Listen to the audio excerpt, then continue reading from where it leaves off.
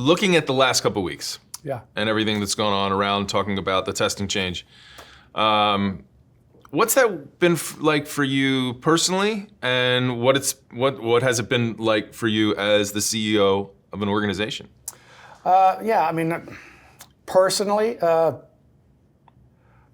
you have to always have the caveat on they're only looking at this through their lens, and whoever they are, and that's okay. You can't complain about somebody who looks at change through what's it going to mean to them, or what's it going to mean today, and compare this, this long-term vision against, what 1 month in 2023 looks like. So I guess I've learned that since being here. We've come out with quite a few proposals and quite a few changes in this whole topic of distance. And from the beginning, I've realized that it's difficult to sit down with somebody in the industry and talk about this game 30 years from now. You can get them there for about 4 minutes. But pretty quickly in the conversation, they are back to today, tomorrow, March of next year. And that's okay. That's not their job. And so I've said this many times. I remember sitting in player meetings at the LPGA saying, I appreciate that comment. That's my job, not yours. Like, I have to think about that. You don't. You have to think about how to make birdie on number one. I'm the one who has to think about. And so I accept the responsibility. It's funny, thinking back, when I took this job, the number of people that called me and said, why would you go to the USGA now? Like, you're the one who has to deal with all the distance stuff. And if I'm really honest, and this is embarrassing, but that's one of the reasons I wanted to come to the USGA now. Really?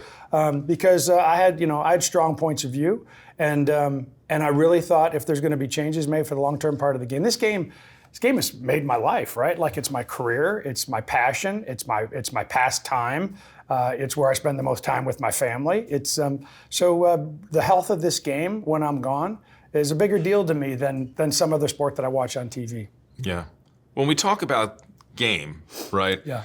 And that's one of the things that where some people have had concerns, or I haven't sort of been able to sort of reconcile my understanding of, okay, the game. Is it the pro game? Is it the amateur game? Is it the elite amateur game? Is it the recreational? And it's I suppose under the USGA's purview, it's all those things. Yeah, including manufacturers, golf courses, universities that are doing research on turf grass. I mean, you really have to open your vision of what the game is, and realize that all those people are tied to this game in more than just emotional ways in some cases. So if the game is all these things, one of the things about the rollback, so to speak, is that it seems that it's addressing an issue that relates to a small sliver of that game, the elite player, the higher swing speeds, et cetera. Yeah. So what do you say to folks who would say, okay, this is a change that is really come about because of, say, the 2% that's going to affect the 100%? Yeah, I think if you don't believe the 2% is affecting the other 98% already, you're sort of not paying attention, right? If you look at golf courses since 1900s all the way to now, they're consistently getting longer. If you talk to any course designer today, and goodness knows I speak to a lot of them, about what they're being asked when they come into a new project in terms of how big they're being asked to build, not because they need it today, but because everybody thinks they might be building something significant enough for tomorrow. And so how long does tomorrow have to be?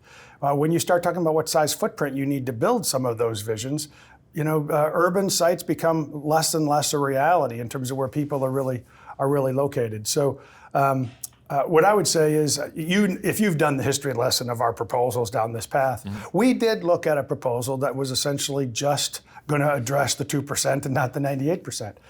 And I sat in a chair like this in probably 1,000 interviews and told you why I thought that was a really good idea. And it is still a good idea. But it's not a good idea if it's a paper exercise. If at the end of that, it sits in some folder and we really have had no impact on the next 30 to 50 years of the game. And knowing that a model local rule was an interesting approach, but probably not one that was going to be put into play, then that's really not, that's not a solution. Like I said, I'm not going through all of this to feel like I checked some performance box and then in 30 years we're in the same situation we can all see coming, but we just didn't have the guts to do anything about. Is that what happened to the model local rule? I mean, some people are wondering, they see this announcement and they're thinking like, wait, I thought we were bifurcating. Is that why that went away and now we have the new proposal? Yeah, I mean, this process is unique, right? It's like nothing I've ever. When you're a commissioner, your job is to go rally all the troops before you go to the podium, and then when you go to the podium, everybody else has sort of heard from you. In this process, the way we've agreed to do it with the manufacturers and other stakeholders is go to the podium first and say, here's what we're thinking. Now let's spend the next 6 to 9 months walking around and talking to everybody after the fact. So it's always kind of this kind of backwards approach from what I kind of learned in Business 101. So when we went to the podium with model local rule, we thought this was, we knew there was going to be some challenges, and bifurcation is a lightning rod of a word. But what became really clear was this link between what the elite people are playing and what the amateurs want to aspire to play was an important part of our game, important part of something that separated. So much so that there was more just, we expect pushback anytime you talk about regulating the game, whether it's a new rule, a new golf piece of equipment, or a new, how you're going to set up a golf course.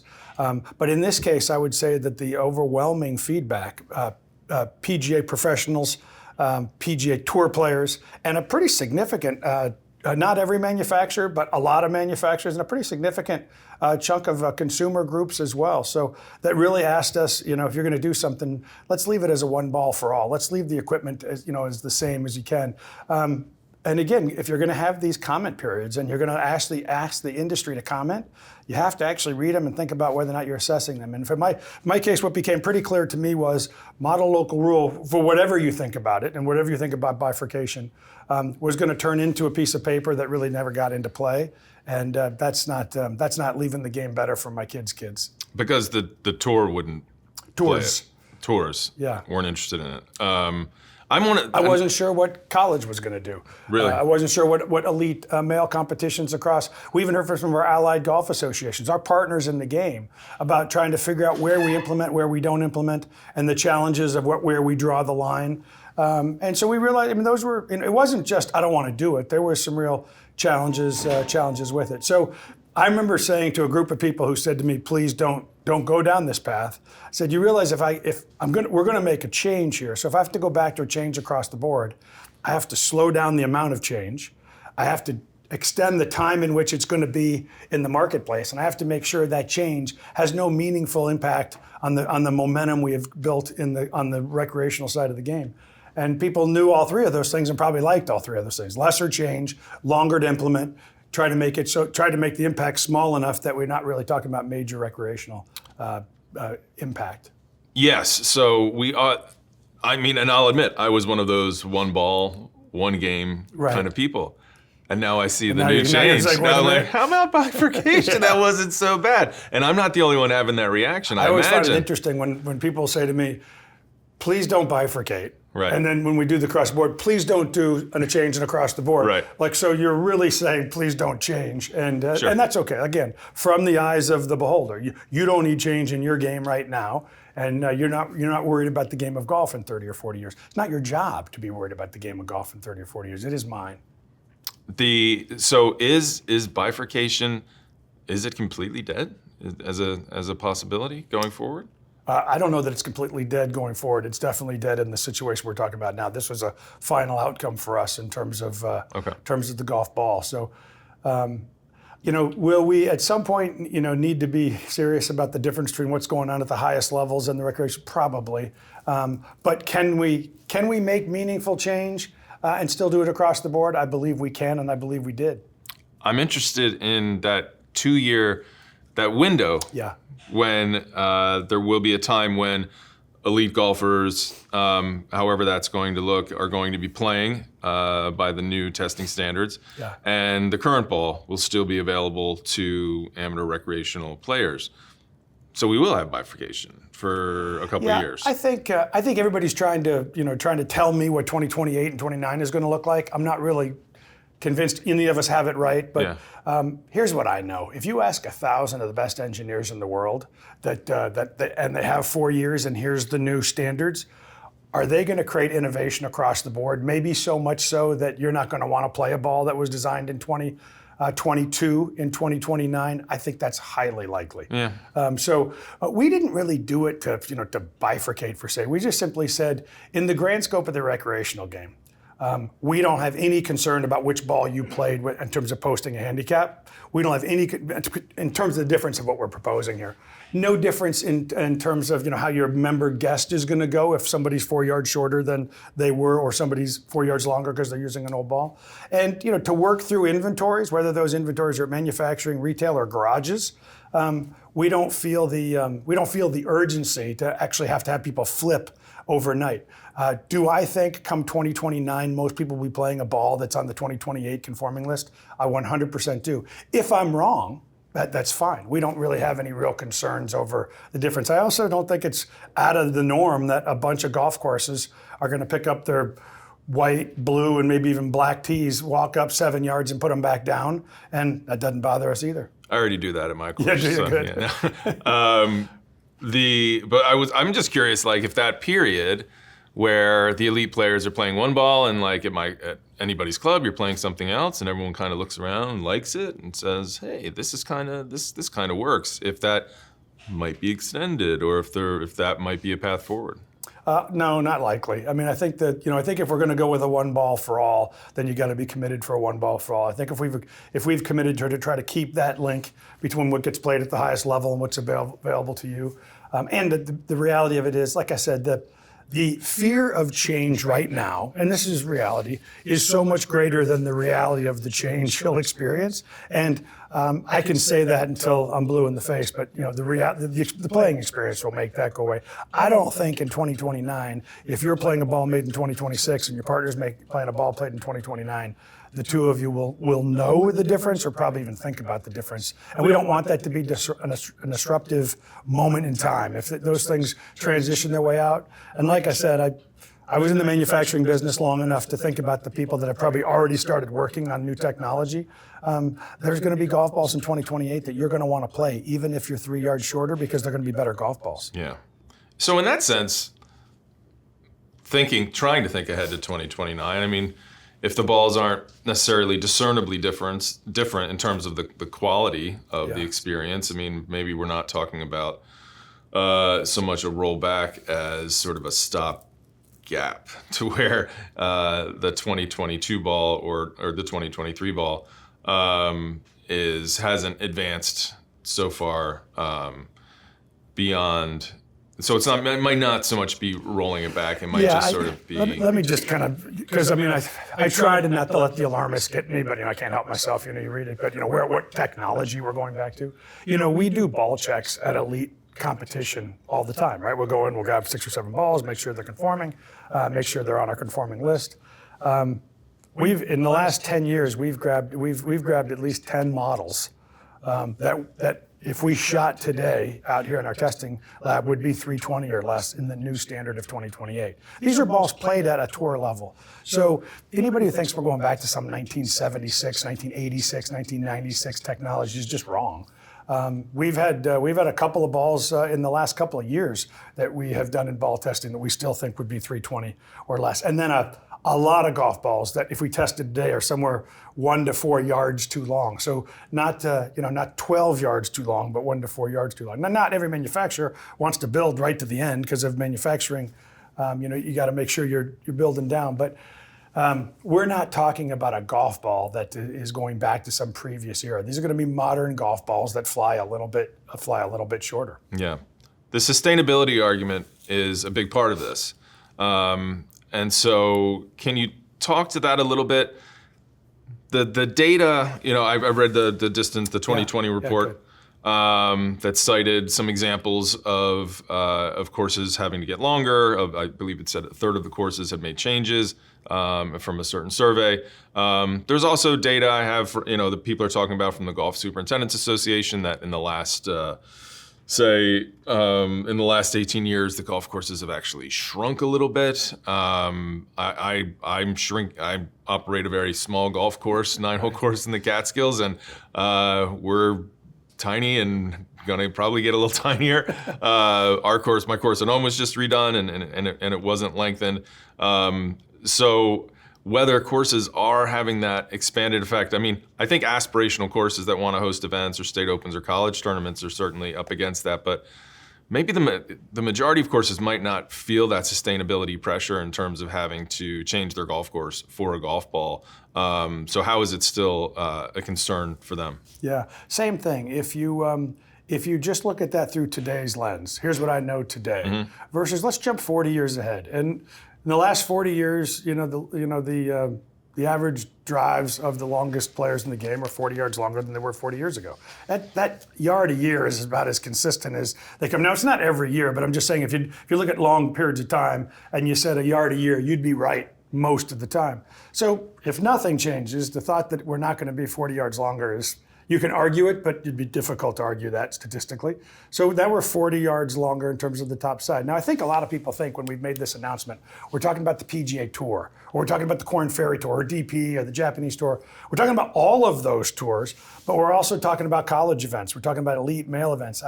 I'd be embarrassed to tell you what we look for in a golf course to hold a U.S. junior amateur, in terms of where the bunkers have to be from the tee boxes for them to be a legitimate concern and obstacle for juniors today. There's not that many golf courses that sort of have that carry to their fairway bunkers. So, and then when you start talking about all the state level junior amateurs, AJGA events, all the state level qualifiers that we do, hundreds of qualifiers. Then you take that across the globe, where that's happening not just in America but all around the world, and you jump forward 30 or 40 years. You can see the problem. The good news is you're not in panic. The sky isn't falling on top of you. You don't have to freak out. And I think this is what happens with small changes. Changes that happen a little bit at a time. When somebody says you were a yard longer than we were last year, you go, it's the big deal. Or we're 3 yards longer than we were 3 years ago. But if you look at that over 20 years, it becomes legitimate, and you sort of have these small changes that become real problems. And so we know as an industry that this is coming. We see golf courses do it. Talk to any top designer about what they're being asked to build, or when they go into a golf course, the times that they are redesigning, and just turn on your TV, show up an event, and tell me about tees that are there that weren't there before, or bunkers that were moved forward 20 yards on the such and such fairway.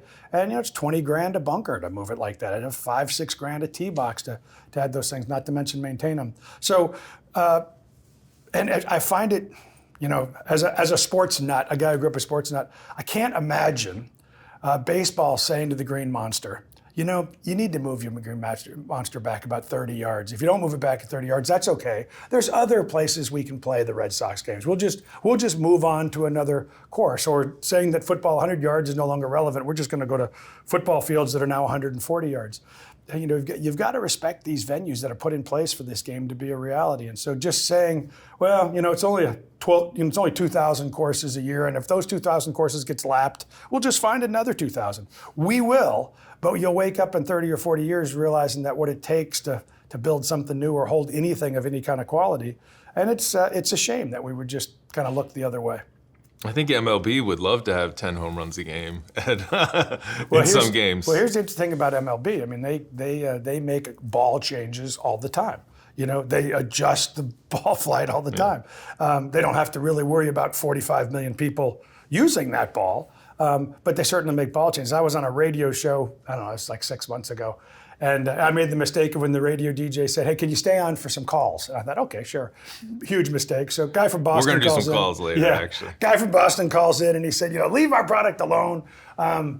Nobody would screw with Tom Brady. And he gave me some Tom Brady knowledge. I forget how he said it. And I said, hey, would it shock you to know that Tom Brady threw a certain size football in high school? And when he got to college, that ball was a little bigger. And when he got to the pros, it was a little bigger. And he goes, and then typical, that's BS. And I said, no, that's not BS. The ball actually, I said, you know why they talk about hand size when guys come out of college for pro? And then because the ball got bigger. And he goes, well, why would they do that? And I said, because they don't want Tom Brady to throw a 96-yard out, with a high school football. So they try to protect the space, the 100 yards, authenticity of the game. Not a huge adjustment, but a little adjustment to kind of keep the game in the footprint. So looking at, this sort of yard a year gain that's generally happening.